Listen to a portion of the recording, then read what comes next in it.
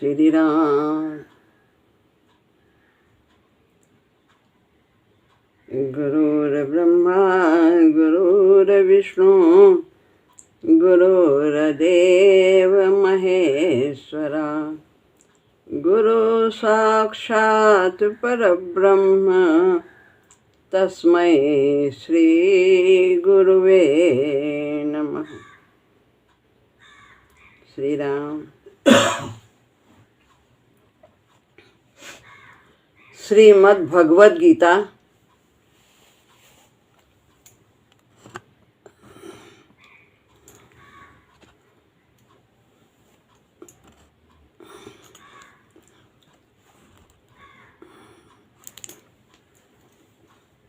अध्याय 5 श्लोक है 11वां।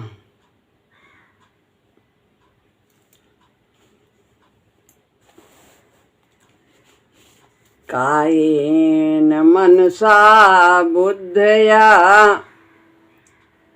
केवलैरिन्द्रियैरपि योगिनः कर्म कुर्वन्ति संगम त्यक्त्वात्मशुद्धये। तो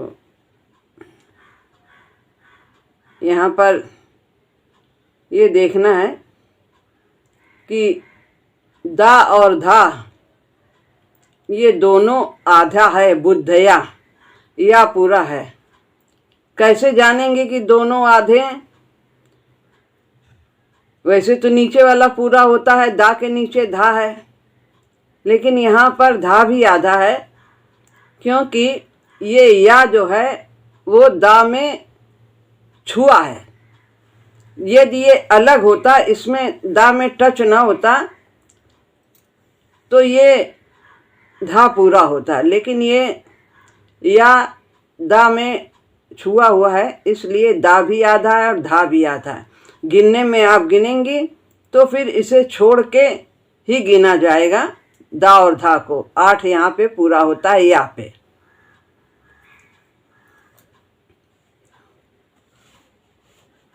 कायेन यानी शरीर से, मनसा मन, बुद्धया बुद्धि के द्वारा,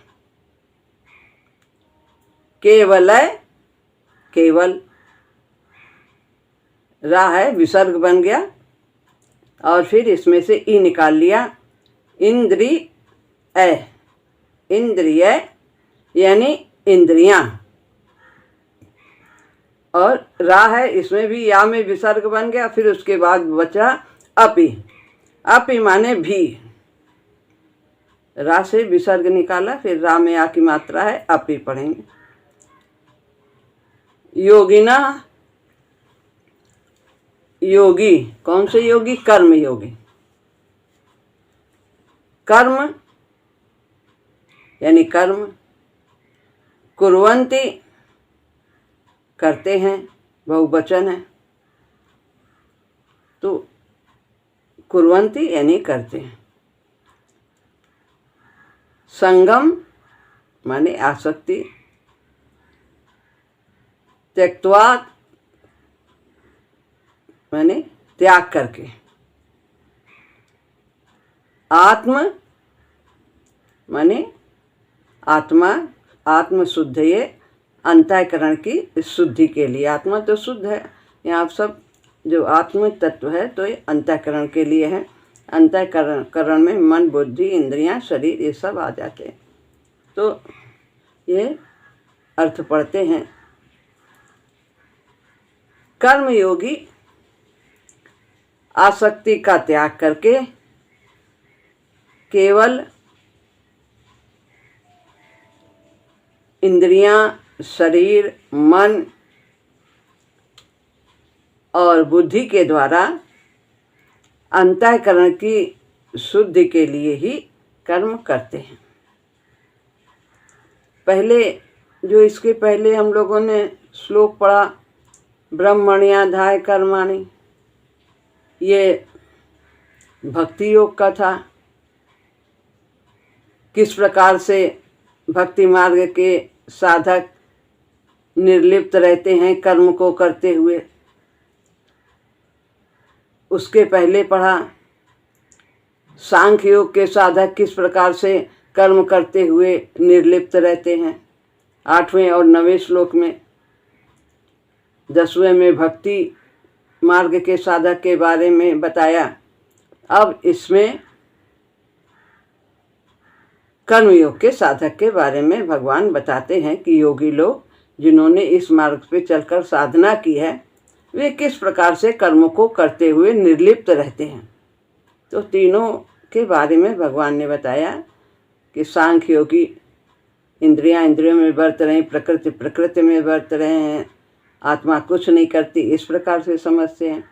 और भक्ति योगी हैं वो समझते हैं कि सब काम भगवान कर रहे हैं, सब कुछ इंद्रिय शरीर सब भगवान का है, इसलिए जो कार्य हो रहा है वो अपने में कर्तापन नहीं लाते हैं और भगवान में उस कार्य को करने के लिए मन में विचार करते हैं। अंतःकरण में ऐसे उनके अंदर विचार रहता है कि ये सब कार्य भगवान कर रहे हैं, भगवान की शक्ति से हो रहा।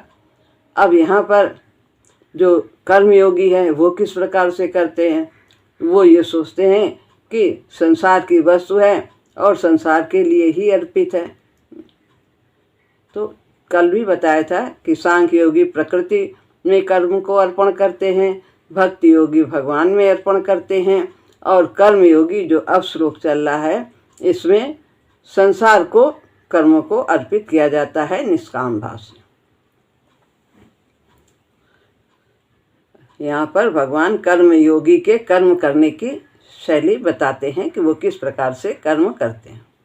हमारी साधना है भक्ति मिश्रित कर्म योग की, कर्म भी करना है और भक्ति भाव से करना है, यानी निष्काम भाव और भक्ति भाव दोनों हम लोग की साधना में सम्मिलित है।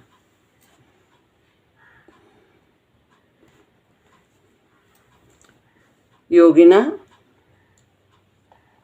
यहाँ कर्म योगी के लिए आया है। जो योगी भगवत अर्पण बुद्धि से कर्म करते हैं वे भक्ति योगी कहलाते हैं, परंतु जो योगी केवल संसार की सेवा के लिए निष्काम भाव से कार्य करते हैं वो कर्म योगी कहलाते हैं। उसमें भगवान का भाव नहीं रहता, निष्काम भाव रहता है, परहित का भाव रहता है। और हम लोग भगवत भाव भी रखते हैं, निष्काम भाव भी रखते हैं, और भगवत भाव होने से निष्काम भाव स्वतः ही आता चला जाता है। कायेन मनसा बुद्धया केवलैरिंद्रि ऐरपि। तो विचार पूर्वक देखा जाए तो शरीर आदि पदार्थ किसी भी दृष्टि से अपने है ही नहीं। अपने होते तो पूरा अधिकार इन पर होता, लेकिन हमारा अधिकार नहीं है, क्योंकि ये देखिए न चाहते हुए भी इनमें परिवर्तन होता रहता है। कोई नहीं चाहता कि शरीर क्षीण हो, लेकिन सब कुछ होता रहता है। कोई नहीं चाहता कि सांसारिक दृष्टि से कि हम मर जाएं, फिर भी मृत्यु होती है। तो इन्हें अपना मानना हमारी भूल है। ममता को सर्वथा मिटाने के लिए यहाँ पर केवल पद प्रयुक्त हुआ है। महाराज जी कहते हैं संसारिक व्यक्ति जिसमें अभी मार्ग के विषय में बोध नहीं है, कोई नहीं जान, बहुत ऐसे कितने लोग भजन नहीं करते हैं, ऐसे ही संसारिक कार्यों में लगे रहते हैं और उनके अंदर किसी भी प्रकार का भाव नहीं होता। बुद्धि सारी संसार में ही लगी रहती है, उसी को संग्रह और भोग में लगाते रहते हैं। किस प्रकार से संग्रह किया जाए, किस प्रकार से और भोग भोगें और भोग, सुख दुख और अनुभव हो उनको होता रहता है। सुख की चाह रहती, दुख की तो किसी को चाह ही नहीं रहती, फिर भी आता है। जो लौकिक सुख की लालसा से ओतप्रोत हैं, कर्म करता है लौकिक सुख की इच्छा से। उनके जितने भी जो सामान्य व्यक्ति हैं, सांसारिक व्यक्ति हैं, उनके सभी कर्म सुख की चाह से होते। ये करेंगे तो ऐसा करने से सुख मिलेगा, ऐसा करने से दुख मिलेगा, तो दुख वाला काम ना करें, शरीर को जिसमें आराम हो वही काम करें। इस दृष्टि से इंद्रियों की तृप्ति के द्वारा ही वे सुख का अनुभव करते हैं और मन सुखी होता है।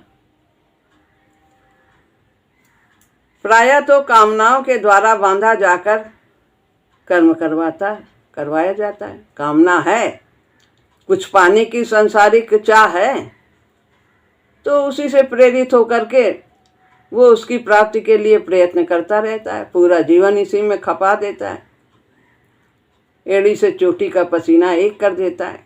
पाना है, और वो उसमें सुख देखता है, और सुख आता है, एक क्षण के लिए आता है, और फिर उसके बाद फिर दुख शुरू हो जाता है, क्योंकि फिर दूसरी कामना उससे बड़ी चीज की आ जाती है।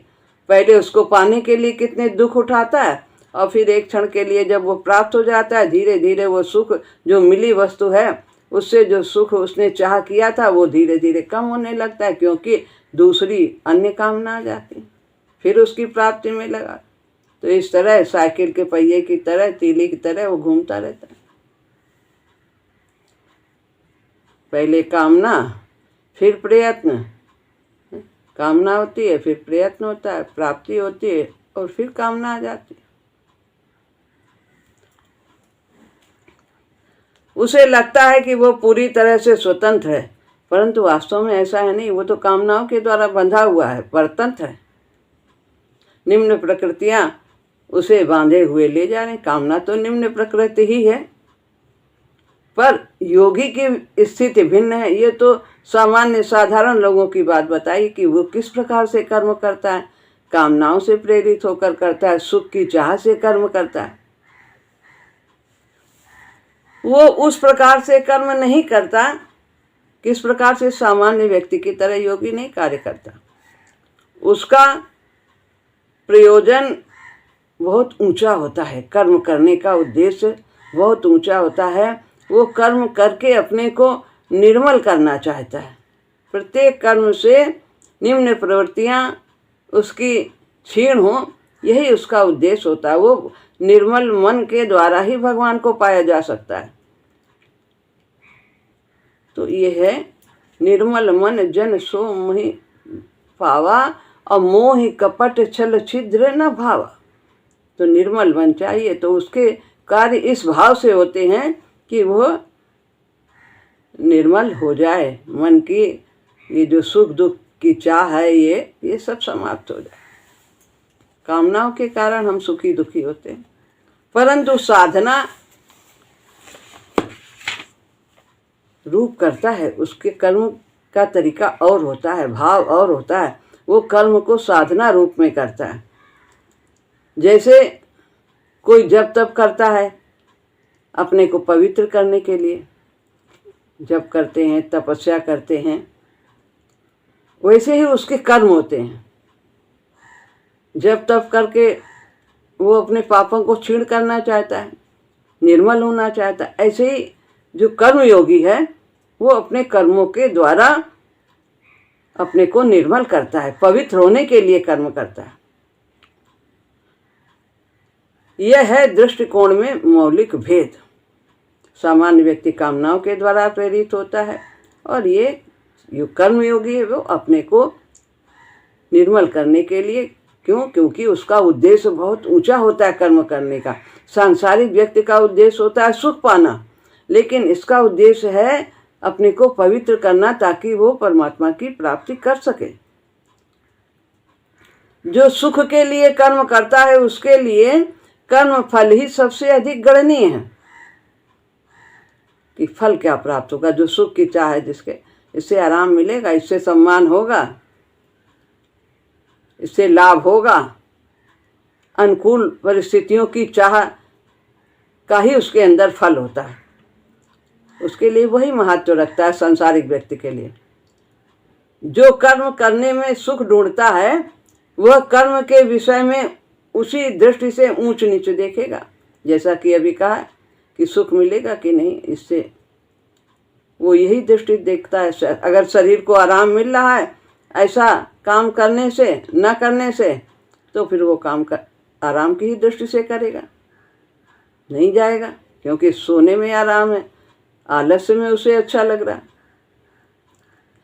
सुख से होने वाला कर्म वो दौड़ कर करेगा, और उसके विपरीत कर्म से भागेगा, जिसमें तकलीफ किसी की सेवा करनी है,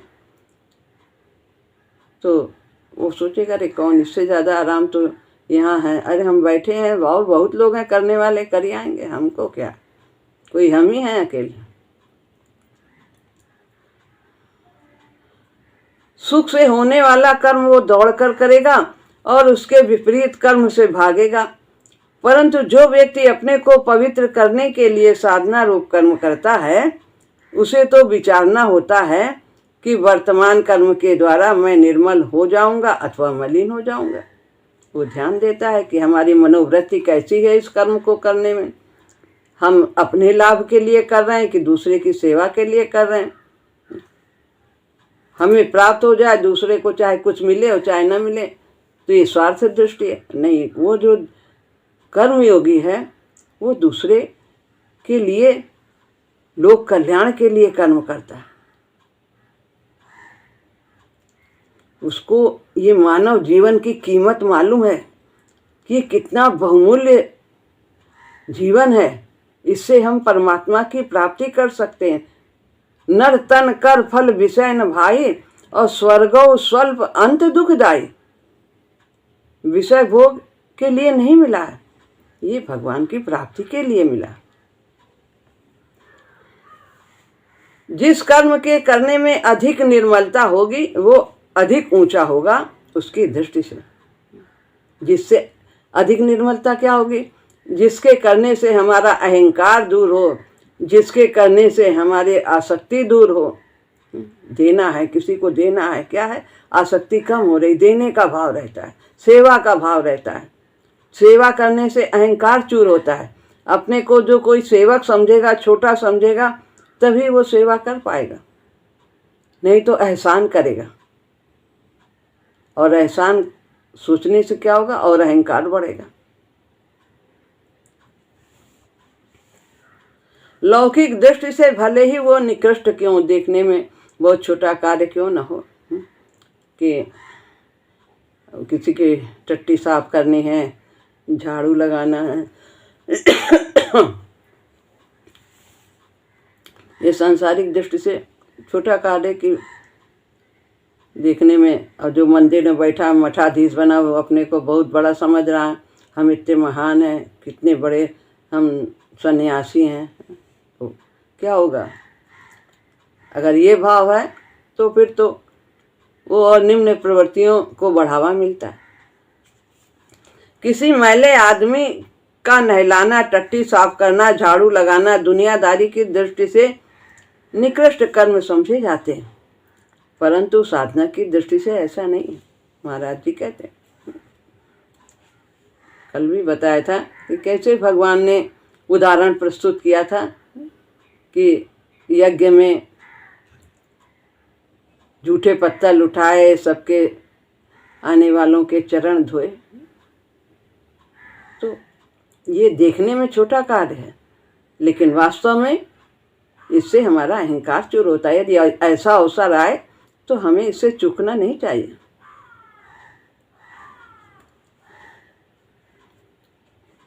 क्या कर्म के बाह्य रूप पर निर्भर करता है कि हम उसके द्वारा कितना निर्मल होंगे अथवा मलिन होंगे? नहीं, वो तो हमारा भाव ही निर्णय करता है कि हम इससे निर्मल हो रहे हैं कि हम इससे मलिन हो रहे हैं। कोई ज़रूरी नहीं कि हम बड़ा दें तभी हम निर्मल हों। बड़ा देने को भगवान ने दिया है बहुत कुछ, तो बड़ा भी दे सकते हैं, ज़्यादा दे सकते हैं, लेकिन कैसे? तेरी देन तुझको अर्पण। मेरा तो कुछ है नहीं, सब कुछ आपका है। आपने ज़्यादा दिया है तो ज़्यादा दिलवा रहे हैं, ज़्यादा सेवा करवा रहे हैं। शरीर में शक्ति दिया है, धन की शक्ति दिया है, तो सब आपकी है, तो आपके चरणों में अर्पित है, संसार के लिए है। यदि कम है तो उसमें भी कोई बात नहीं, प्रभु ने जो दिया है उसमें भी हमारा यही भाव है, भगवान की वस्तु है, संसार की वस्तु है। तो कोई ज़रूरी नहीं कि हम कर्म के स्वरूप से निर्णय कर सकें कि ये कर्म हमें मलिन कर रहा है या निर्मल कर रहा है। ये तो हमारी भावना पर निर्भर होता है। कर्म के बाह्य स्वरूप पर यह निर्भर नहीं करता। सेवा कार्य करके व्यक्ति अपने अहम की पुष्टि भी कर सकता है और अहम को बढ़ा सकता है सेवा करके। देखा, मैंने इतने लोगों को दिया, इतने लोगों को भोजन कराया, इतने लोगों के लिए ये कार्य किया, कितनी धर्मशालाएं बनवाई, कितना दान किया, कितना यज्ञ किया, कितना तप किया, कहाँ कहाँ गए, गंगा तीर्थ स्नान क्या क्या कर डाला, सब कुछ याद है और सबका बखान करते हैं और मन में भी बहुत सोचते हैं। तो क्या इससे हमारे अहंकार की पुष्टि नहीं हो रही? हो रही है। नहीं, भगवान ने करवाया, करना कोई खराब बात नहीं, खूब करिए, भगवान ने शक्ति दिया है, सब कुछ करें, लेकिन प्रभु को धन्यवाद दें कि प्रभु आपने इस तरह करवा के हमारे लिए कल्याण का मार्ग खोला है, और नहीं है करे तो भी हमारा कल्याण हो सकता है। हम राम नाम का जाप करके, सुमिरन करके जो कुछ प्राप्त है उसी के द्वारा हम सेवा करके, प्रभु की सेवा करके या संसार की सेवा करके हम अपने को निर्मल कर सकते हैं। दुखी नहीं होंगे कि भगवान उसने उसको तो इतना दिया, वो तो इतना दान दे रहा है, इतना कुछ कर रहा है, और हमारा तो शरीर भी इस योग्य नहीं है और हमारे पास पैसा भी इतना नहीं है कि हम कुछ कर सकें, हम अपना कल्याण कैसे करें, आपने तो हमें कुछ दिया ही नहीं। ऐसा नहीं सोचना है। जैसे भी हम हैं, हम उसी अवस्था में रह करके अपना कल्याण कर सकते हैं। राम नाम का जाप तो अपने में पूरा साधन है। तो इस तरह से सेवा कार्य करके बहुत सचेत रहना है कि हम अहंकार तो नहीं बढ़ा रहे हैं, इसीलिए भगवान के लिए करना है, भगवत भाव से, समुचित मनोवृत्ति से करना है।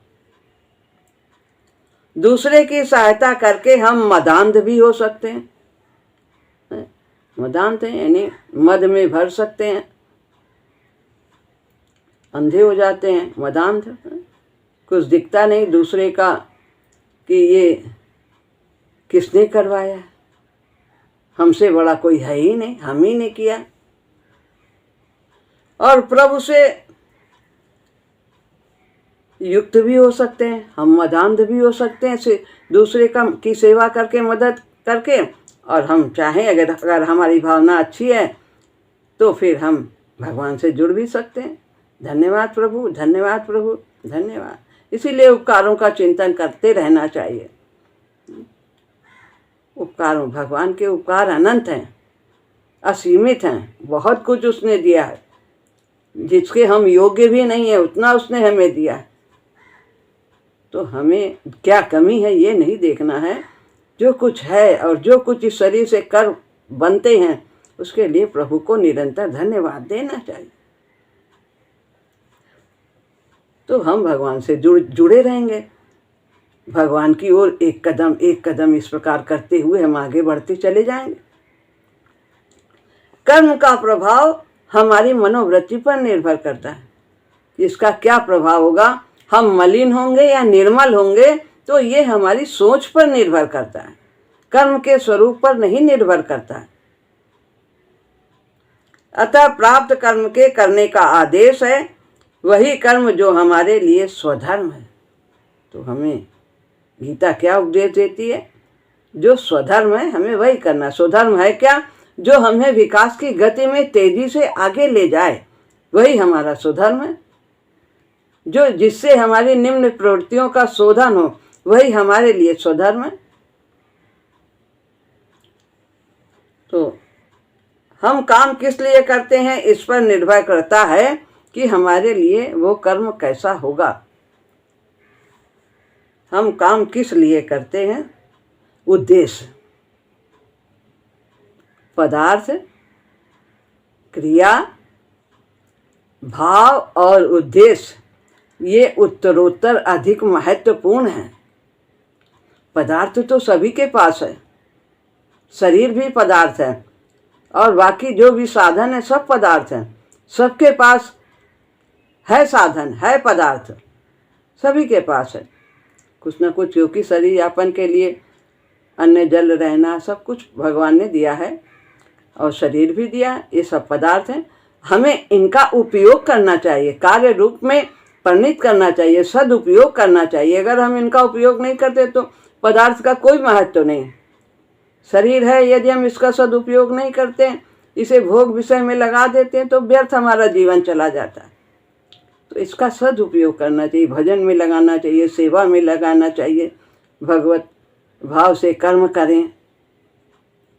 तो हम काम किस लिए करते हैं इस पर निर्भर करता है। तो पदार्थ है, अब हमें इसको क्रिया रूप में लाना है, सामग्री है, अगर हम कुछ करेंगे नहीं तो हमारा जीवन निर्वाह नहीं होगा।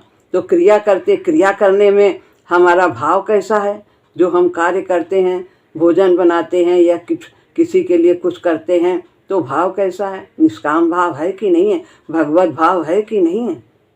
और भाव जो भगवत भाव है या निष्काम भाव है तो इसको हमारा उद्देश्य क्या है कि भगवान को पाना है। भगवत भाव तो है, भगवान की सेवा है, लेकिन भगवान की सेवा हम किस लिए कर रहे हैं कि हमारी बिल्डिंग हो जाए, कि हमारे पास धन का बैलेंस इतना बढ़ जाए, ये नहीं पा क्या कि भगवान को पाना है। उद्देश्य विशेष महत्वपूर्ण रखता है। योग मार्ग का साधक तो एक ही प्रयोजन से कर्म करता है, जो योग यहाँ कर्म योग की बात हो रही, वो है क्या उद्देश्य उसका, आत्मशुद्धि।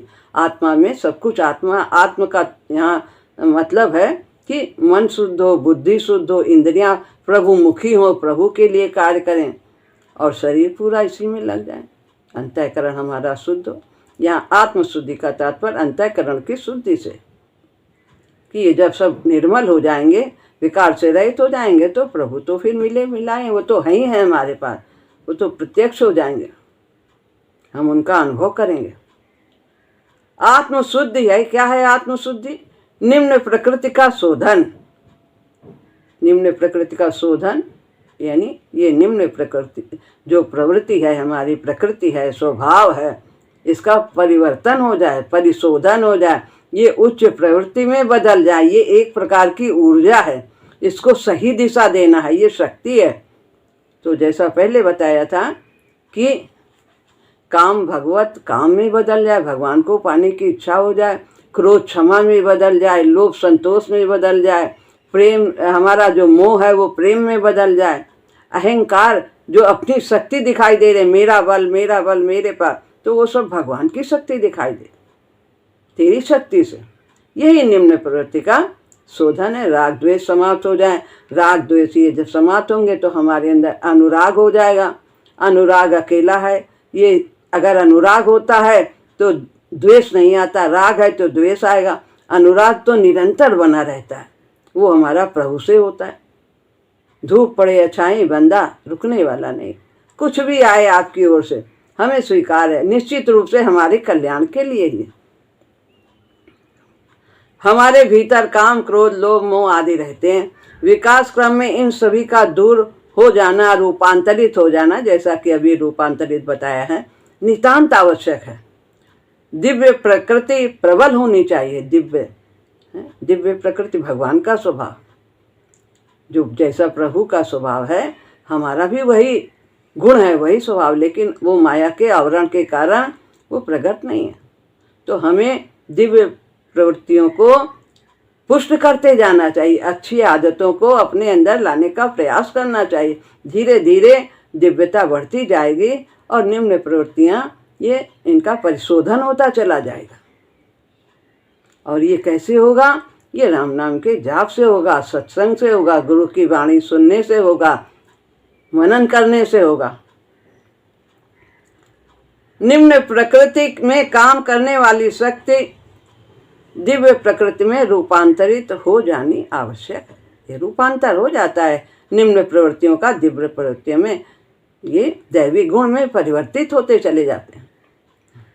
और इसके लिए भगवान ने बताया है कौन कौन से गुण हैं, तो वो सब अभियम सत्य संशुद्धि ज्ञान योग व्यवस्थिति, ये 16वें अध्याय में 3 श्लोक हैं, वो दैवी प्रवृत्ति के, उन्हें अपने में लाने का प्रयास करना चाहिए।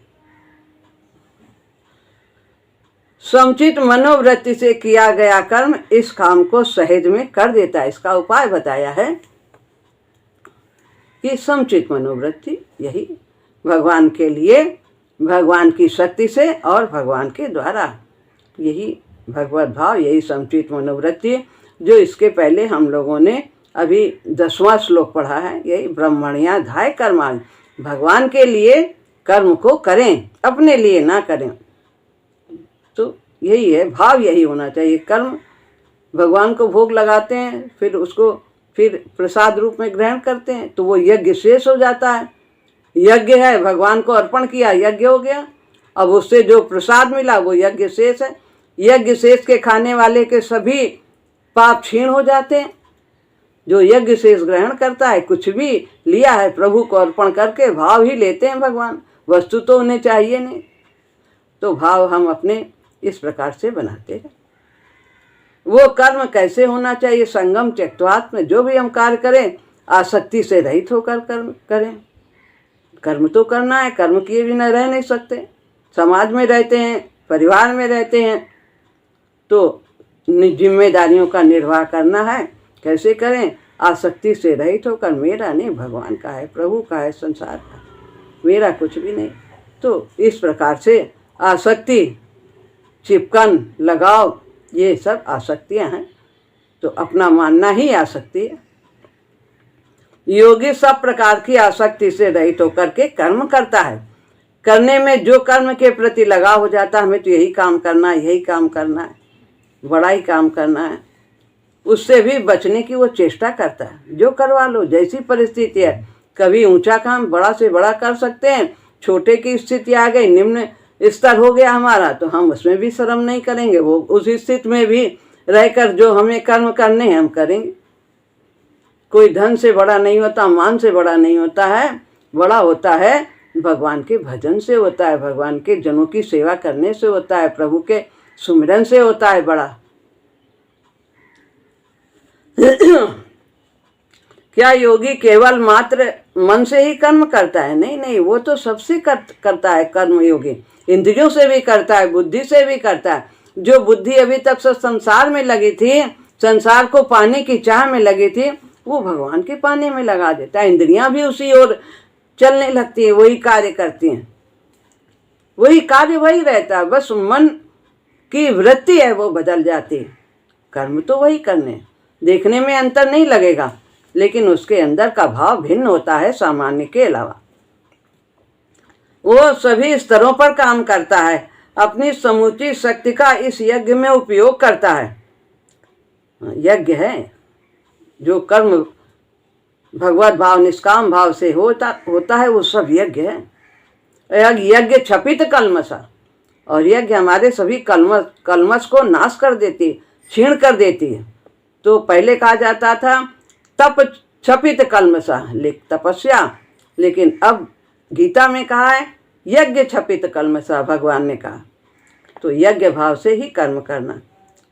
वो सर्वथा कर्म करता है। युद्ध कर्म भी शारीरिक कर्म है, तो शारीरिक कर्म भी इस आत्मशोधन में सहायक होता है, यदि हमारा कर्तव्य भगवान की आज्ञा समझ के करते हैं। अर्जुन तो यहाँ युद्ध के लिए खड़े हैं, तो उनके पाप क्षीण होंगे। कह रहे हैं तू, भगवान कहते हैं मेरा कार्य समझ के कर। सारे संसार को भी यदि तू मार देगा, तेरा ये कर्तव्य है, तो तुझे पाप नहीं लगेगा, तू मेरा कार्य समझ के कर। वो क्षत्रिय है, वो युद्ध के लिए खड़ा, उसका वो कर्तव्य है। तो हमारे लिए जो भी कर्तव्य हैं वो करने चाहिए समुचित मनोवृत्ति से। तुम भी आज इस युद्ध कर्म को इसी रूप में स्वीकार करो, ऐसा किया जा सकता है। भगवान अर्जुन को ऐसा निर्देश दे रहे हैं। अर्जुन के मन में यह विचार हो सकता था कि केवल मात्र मानसिक कर्मों के द्वारा आत्मशोधन होगा, लेकिन नहीं, वास्तव में शारीरिक कर्म विशेष महत्व रखता है। खाली भाव हम बनाए कुछ करें ना, तो फिर वो कैसे होगा? कर्म भी करना है। विकार कहते हैं क्योंकि मन और बुद्धि में ही विकार रहते हैं, तो मन बुद्धि से ही सोच लें कि हम अच्छा करेंगे तो हम निर्मल हो जाएंगे। नहीं, जो मन में आया है अच्छे कार्य का, उसको कार्य रूप में परिणित करना है। परंतु ऐसा नहीं, शारीरिक तथा इंद्रियगत कर्मों के पीछे भी तो मन ही रहता है, बुद्धि रहती है। मन जब कहता है, बुद्धि कहता है, तभी तो इंद्रियां कार्य करती हैं। तो विकार प्रकट तो इंद्रिय और शरीर के द्वारा होते हैं, लेकिन मन में विकार तो मन में रहते हैं। अतः इस यज्ञ में उनका योग भी जरूरी है, शरीर का भी जरूरी है। और भी शरीरगत कर्म अधिक प्रबल संस्कार का निर्माण करता है, उतना ही अधिक शरीरगत कर्म संस्कार के उन्मूलन में सहायक हो सकता है। जितना वो बांधता है। यदि हम आसक्ति से कर्म करते हैं तो हम बनते चले जाते हैं, और यदि हम आसक्ति से रहित होकर के कर्म करते हैं, मन में अच्छे विचार ला करके, समुचित मनोवृत्ति ला कर करते हैं, तो जो कर्म हमें बांधता है वही कर्म हमें बंधन से मुक्त करता है। भावना ही हमें मुक्त करती है। तो कर्म का त्याग अब बिल्कुल आवश्यक नहीं है, अपनी मनोवृत्ति का ही परिवर्तन करना है। कर्म तो जो हमें प्राप्त कर्म है, जो हमारे यद रक्षा लाभ संतुष्ट हो, जो स्वाभाविक रूप से स्वधर्म हमें प्राप्त है, वो हमें करना चाहिए। जैसे कि कहा कि जो चाबी से ताला बंद होता है वही चाबी से ताला खुलता है, बस खाली उसकी दिशा बदलनी। तो हमें अपनी मनोवृत्ति को बदलना है, भाव को बदलना है। शारीरिक कर्म वास्तव में बहुत महत्व रखता है साधना की दृष्टि से, तो मनोवृत्ति ठीक होनी चाहिए। अध्यात्म मार्ग पर आने वालों में प्रायः शारीरिक कर्म में अरुचि हो जाती है। एकांत में और निकम्मा रहने से किसी कोने में बैठकर प्रभु नाम जपने की या ध्यान करने की अधिक प्रेरणा मिलती है, परंतु आत्मशोधन के लिए समुचित निष्ठा से किया गया शारीरिक कर्म उतना ही आवश्यक है। तो जितना कि जप आदि, तो शारीरिक कर्म और जप आदि जैसे आवश्यक है वैसे ही ये भी करना है हमारे यहाँ। इसीलिए साधना और व्यवहार कहा गया। साधना भी करिए और व्यवहार को भी अपने देखिए कि क्या हम कर रहे हैं, किस प्रकार से करना चाहिए। तो इसलिए भजन दोनों ही है, भगवान की आज्ञा का पालन करना और नाम जप देव दर्शन आदि। तो भजन के दो भाग हैं, दोनों ही हमें करने चाहिए। इस प्रकार से ये श्लोक यहाँ पर समाप्त होता है। अब आगे अगले सत्र में दूसरा श्लोक। श्री राम।